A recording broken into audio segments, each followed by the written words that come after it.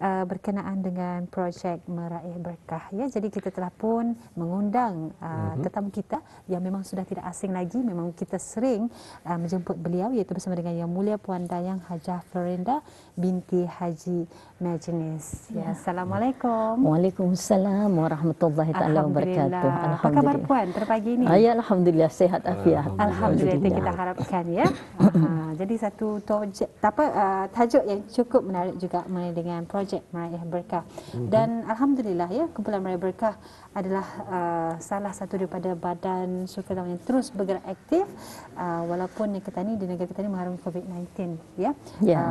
Untuk tahun 2022 ini mungkin dapat dikongsikan apakah perancangan yang telah pun disusun oleh kumpulan Meraih Berkah sebagai sumbangan kepada bangsa, agama dan juga negara.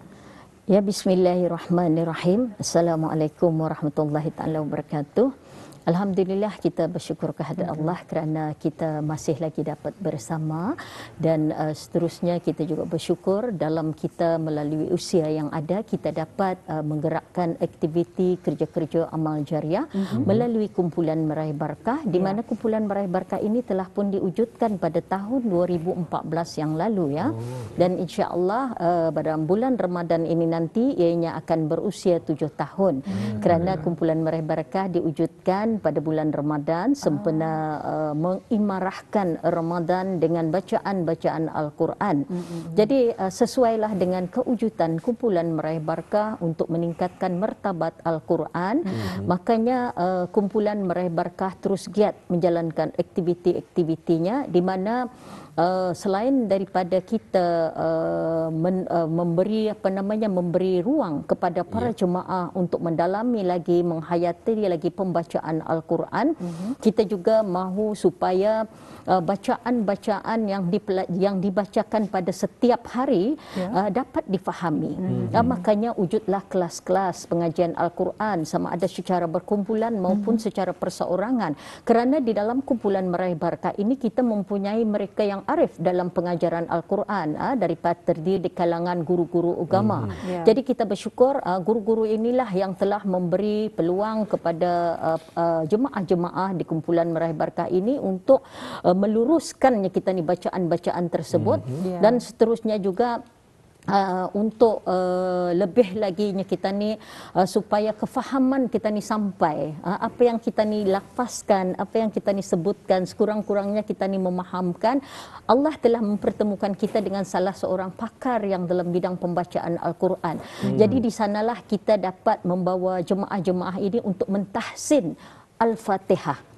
Al-Fatihah ini adalah satu daripada ayat Al-Quran ya, surah Al-Quran yang wajib kita ni pelajari dengan baca dengan betul ya, kerana ianya adalah merupakan bacaan kita ni dalam solat. Jadi alhamdulillah, selain daripada memperbaiki pembacaan kita di dalam Al-Quran, kita juga mengajak para jemaah untuk mengikuti kelas-kelas fardu ain, sehingga kini kelas fardu ain ini mendapat sambutan yang menggalakkan walaupun kita dalam situasi COVID-19.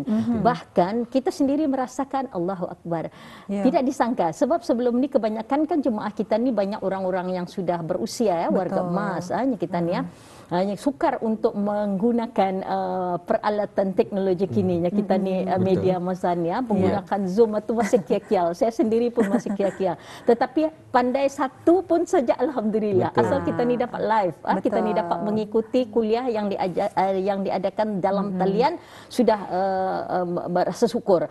Dan nampaknya sambutan lebih daripada yang kita ni lalui sebelum ni. Kalau sebelum ni, sebelum Covid, mungkin kita ni 30 orang macam tu menghadiri kelas satu. Tapi sekarang ini sampai ratusan. Ratusan jamaah dapat mengikuti. Jadi inilah satu hikmah, satu nikmah yang kita ni lalui di dalam mengharungi COVID-19. Selain daripada itu, majlis ilmu memang begitu menggalakkan. Bahkan saya juga berasa bersyukur dengan adanya kumpulan Meraih Berkah ini, mereka dapat belajar. Belajar melihat bagaimana kepimpinan yang saya jalankan, dan akhirnya mereka membuka lagi satu cawangan untuk mempelbagaikan lagi untuk menambahkan lagi majlis-majlis ilmu. Jadi bayangkan kalau di semua daerah, di semua cawangan mengadakan majlis-majlis ilmu, kita telah difahamkan bila sahaja majlis ilmu diadakan akan turunlah para malaikat. Jadi di sana kita dapat merasakan limpahan rahmat Allah kepada negara Brunei Darussalam secara tidak langsung. Inilah salah satu usaha kita untuk menangani daripada COVID-19. Jadi dalam pada itu juga selain daripada memberi pendidikan kepada para jemaah dalam pembentukan rohani, kita juga tidak melupakan mereka-mereka yang kurang berkemampuan. Sedari awal COVID-19 melanda, sewaktu yang pertama dulu juga, saya rasa dalam masa 2 minggu saya berehat, kemudian selepas itu kita bergerak terus ke 4 daerah, menghantarkan bantuan, memberikan peralatan-peralatan untuk menangani COVID-19 dan sebagainya. Jadi alhamdulillah di sini kita melihat keprihatinan seluruh rakyat dan penduduk di negara Brunei Darussalam ini begitu tinggi sekali. Mereka menghulurkan bantuan. Jadi kami kumpulan Meraih Berkah selaku penggerak menyampaikan bantuan-bantuan kepada mereka yang memerlukan, dan alhamdulillah hingga kini setelah kita berada dalam fasa endemik alhamdulillah kita telah pun menyampaikan sumbangan-sumbangan peralatan bantuan seperti alat termometer untuk scan untuk pelajar-pelajar masuk ke sekolah-sekolah, begitu juga menyediakan mask kerana kita yakin dalam sekolah tidak semua yang berkemampuan untuk menggunakan mask, dan juga face shield itu semua kita telah pun agihkan kepada sekolah-sekolah yang memerlukan. Dan kini juga kita berusaha untuk meningkatkan lagi supaya rasa cinta itu akan terus subur. Jadi kena dipelbagaikan walaupun sudah berumurnya kita ni ya. Orang tua-tua ni kalau sudah minat kan biar teruskan pelbagaikan. Misal kata kami menulis apa-apa sesuatu yang menulis khat, biar ia dalam ruang yang kecil tetapi ia akan memakan masa dan menarik minat kerana yang ditulis itu ada mempunyai makna dan pastinya akan menyentuh perasaan. Kalau kita ni habis kita orang-orang muda, tapi kami orang-orang yang sudah berusianya kita ni belajar masa ni indah sama waktu kita ni belajar di sekolah. Itulah yang dapat kita ni lakukanlah kepada seluruh rakyat dan penduduk negara Brunei Darussalam. Alhamdulillah kumpulan Meraih Berkah bukan sahaja berada di dalam negeri, bahkan juga telah melangkah ke luar negara. Jadi syukur alhamdulillah kita juga dapat membantu memberikan bantuan kepada negara-negara luar seperti kebanjiran di Malaysia baru-baru ini, membantu membangunkan pesantren di Indonesia dan sebagainya. Alhamdulillah. Wah, alhamdulillah puan selagi hayat kita ni dikandung badan, selagi tubuh badan kita ni mampu untuk melakukan sesuatu, gunakan kepada suatu perkara yang baik. Dan malah juga apa yang dikongsikan oleh puan tadi ianya semata-mata untuk mengukuhkan hablu minallah dan juga hablu minannas. Dan sudah setentunya dengan cara demikian ini akan lebih lagi memberikan kita ni semangat untuk meneruskan kehidupan. Dan apa yang kami ingin ketahui puan, mungkin dapat dikongsikan dalam sama-sama kita menyempurnakan amal jariah berkenaan semasa wabak COVID-19 ini memang payah ni. Jadi mungkin dapat dikongsikan pengalaman yang dialami oleh kumpulan Barakah yang berkenaan. Ya, maksudnya ke 4 daerah. Ya, di ke-4 daerah. Ya, sebenarnya bila kita melihat perjuangan yang telah kita lakukan sejak sekian lama bila kita mengimbas kembali sejarah kumpulan Meraih Barakah tahun 2014, kita ni dilimpahi dengan wakaf Al-Quran belasan ribu naskah. Jadi kita ni kalau melihat tentulah sukar untuk melaksanakan.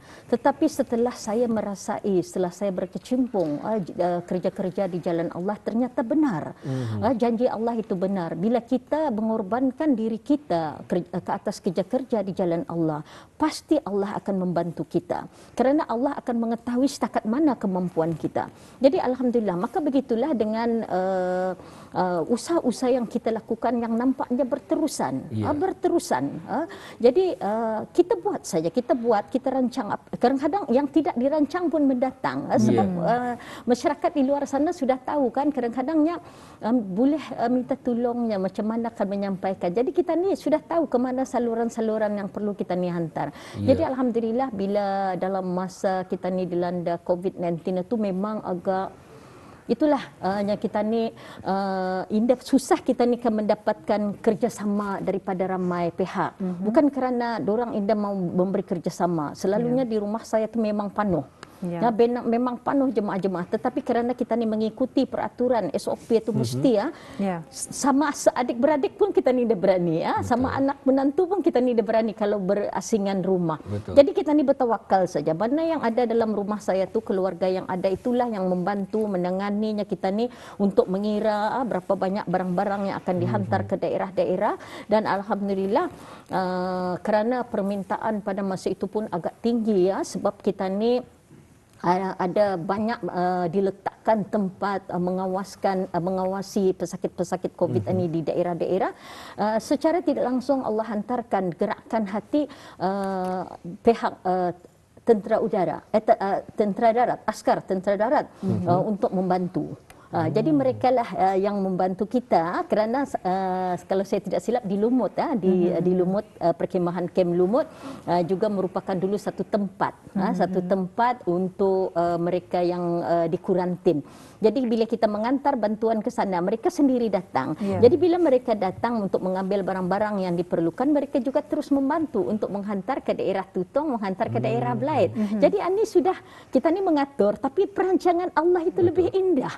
Siapa juga dapat menyangka benda-benda seperti ini akan datang kepada kita ni. Tapi itulah kekuasaan Allah. Allah telah memudahkan bila kita ni memeduli urusan-urusan, apalagi kita ni prihatin dengan musibah yang menimpa. Jadi Allah beri jalan kepada kita ni, dan alhamdulillah perjalanan itu berjalan lancar, termasuklah pergi ke daerah Temburong. Dan saya pun bersyukur kerana masa tu dulu awal-awal tu mana ada orang dibenarkan ke Temburong kan. Tetapi kerana kita ni orang sukarelawan, jadi senang dapat keluar ke daerah Temburong. Kalau yang jenis macam saya ni orang yang dah biasa duduk di rumah kita ni, biasa berjalan, tapi bukan berjalan dah ada tanpa sebab. Saya dah suka je kalau nak tu. Tapi kalau atas urusan untuk anak tu, alhamdulillah kita ni diberi kemudahan. Kita ni diberi kemudahan untuk menyampaikan bantuan-bantuan ke luar-luar daerah. Alhamdulillah. Syukur rahmat Allah. Jadi itulah semuanya daripada izin Allah Subhanahu Wa Taala juga. Iya, jadi memang satu pengalaman yang tidak dapat dilupakan lah ya. Jadi dari pengalaman yang dilalui, mungkin memang ada hikmah yang terselit daripada pengalaman tersebut ya. Jadi apakah hikmah yang dapat dipelajari daripada pengalaman yang telah pun dilalui ini pun? Okey. Alhamdulillah. Bila kita ni melalui COVID-19 ini pada awal-awal waktu dilanda tu, memanglah kita ni terasa bahang COVID-19 itu seolah-olah berada di sekeliling kita ni. Terasa kan keluar tu pun sudah terasa tani bahang-bahangnya tu kan. Tetap balik ke rumah mesti mandinya kita ni, mesti kita ni bersalin pakaian apa semua. Jadi merasakan kita ni tu Allahu Akbar, terlalu macam serba-serbinya jadi dalam ketakutan. Inilah benar janji Allah itu sudah mengatakan bila Allah turunkan ujian kepada kita ni akan merasa ketakutan. Ketakutan inilah bagaimana kita ni menangani ketakutan ini. Kita ni perlulah banyak beristighfar.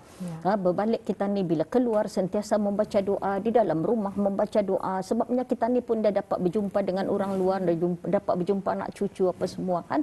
Jadi alhamdulillah bila kita ni sudah terlibat awal dengan kerja-kerja amal jariah seperti ini, dalam keadaan apa sekalipun, waktu senang kita ni sudah membuat, apatah lagi waktu susah pun alhamdulillah Allah beri jalan.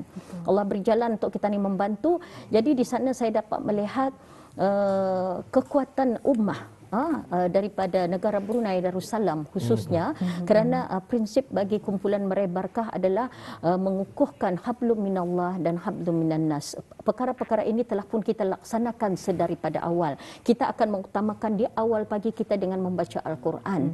Kemudian apa-apa hubungan kita dengan manusia itu mesti dipereratkan. Kita akan memberikan hubungan, memberikan senyuman sekurang-kurangnya, sedekah dan sebagainya. Jadi alhamdulillah bila dalam COVID melanda ini, apa yang dapat kita pelajari ia adalah sebagai satu keinsafan kepada kita ni untuk kita ni memperbaiki hubungan kekeluargaan kita ni. Macam saya sendiri pun saya rasa bersyukurlah sebabnya selama ni kan Pelakian tugasnya di sana, anak sana, rumah kosong. Kadang saya seorang saja dalam rumah kan. Kan memasak punya kita ni dah memakan masakan ni macam marah je rasa hati tu kan. Sayang masakan ni dah memasak apa semua kan. Tapi masa Covid itu alhamdulillah saya senang kan. Awal pagi saya sudah aturkan selepas saja waktu pagi duha tu terus masak-masak, confirm makanan akan dimakan. Jadi saya akan menumpukan perhatian itu pada awal pagi dengan kehidupan berkeluarga. Terus selepas satu baru saya akan fokus dengan kumpulan Meraih Berkah. Dan alhamdulillah juga bila kita ni melihat dalam pada tu ada yang tidak mendapat kita ni rezeki. Kerana dibuang kerja dan sebagainya. Maka di sanalah peranan kita ni untuk membantu BISDIA. Di sanalah kita ni berfikir kenapa Allah menurunkan ujian-ujian ini kepada kita. Kerana di luar sana mungkin ada hamba Allah yang tidak kita pandang.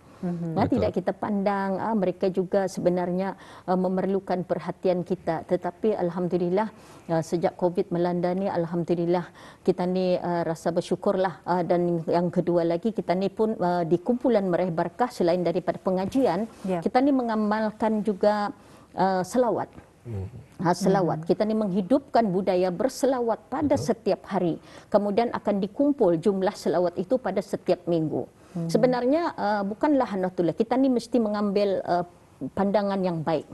Bukannya kita ni kan menunjuk-nunjuk berapa jumlahnya tinggi. Tidak. Tapi alhamdulillah jemaah-jemaah di kumpulan Meraih Berkah sudah dididik. Sebenarnya itu adalah sebagai satu dorongan, sebagai satu galakan kepada yang lain untuk melihat bagaimana si nenek ane walaupun sudah berusia ia dapat menghimpunkan jumlah selawatnya yang begitu baik. Jadi yang muda ni boleh memimpin sebabnya dalam untuk memberikan mereka galakan untuk membaca selawat-selawat ini. Saya beritahu yang sebaik-baiknya kita ni bawa jemaah dalam rumah. Ini secara tidak langsung. Sebab masa Covid anak-anak semua di rumah, cucu semua di rumah. Jadi bila kamu bermasak, okey, selawat anda lagi berkira. Tapi di mulut sentiasa hidup dengan selawat-selawat. Kami didik supaya orang memasak dengan selawat, duduk dengan selawat, melihat TV pun kita ni masih berselawat.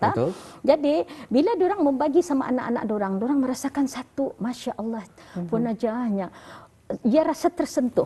Sebab sebelum aninya kami ini dah memegang tasbih. Indah ada berapa ingau kan. Tetapi bila ia terikat dalam satu kumpulan, ia melihat banyak orang aninya. Macam ada cabaran kan arahnya kan. Tapi bila dibaginya arah anak cucunya, dikumpul. Itu sebagai satu galakan. Akhir-akhirnya Indah dapat satu tasbih, semua anak cucu mesti dibalikan. Jadi budaya kita ni itu berjaya untuk menerapkan Islam, untuk menerapkan cinta kita ni kepada Rasulullah sallallahu alaihi wasallam. Jadi itulah salah satu cara kita ni untuk mendapatkan limpahan rahmat Allah.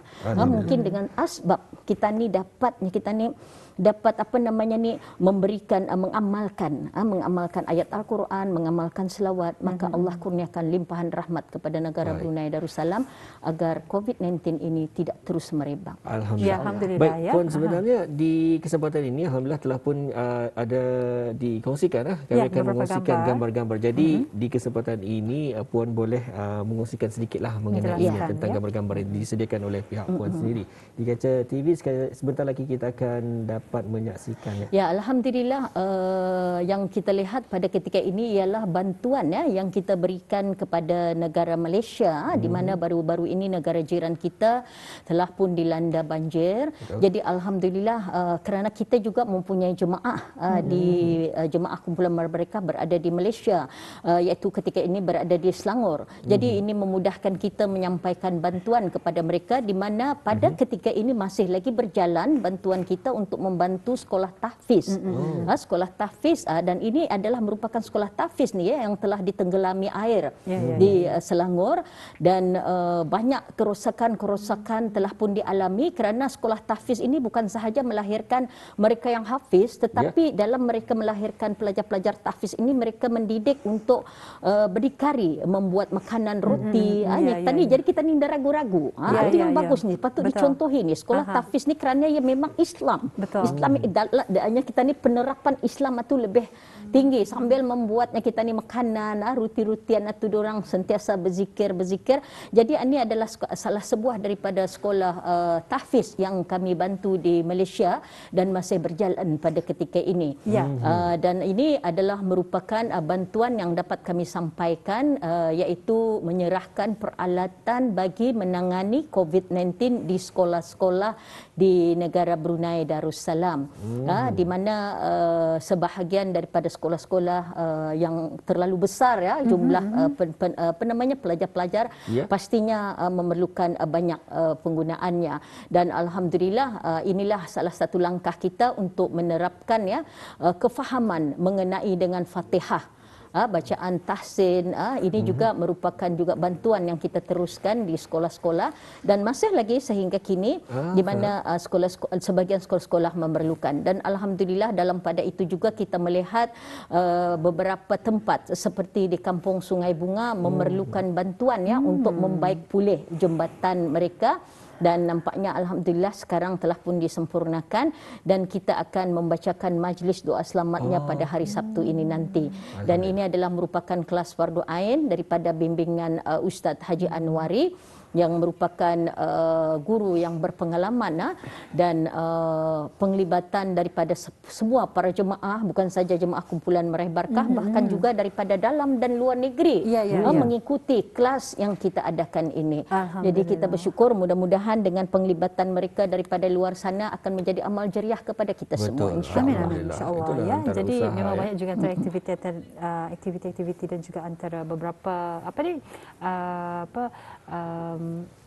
sesuatu perkara yang sangat bermanfaat ya. Betul. Dan sudah tentunya apa yang dikongsikan oleh Puan Hajah Florinda tadi memberikan sedikit semangat kepada Ketani ya Puan. Sudah tentunya ini bagi golongan-golongan yang berumur mampu untuk melaksanakan tugasan-tugasan, malah untuk mendekatkan diri kepada Allah Subhanahu Wa Taala itu telah pun mereka laksanakan. Jadi menjadi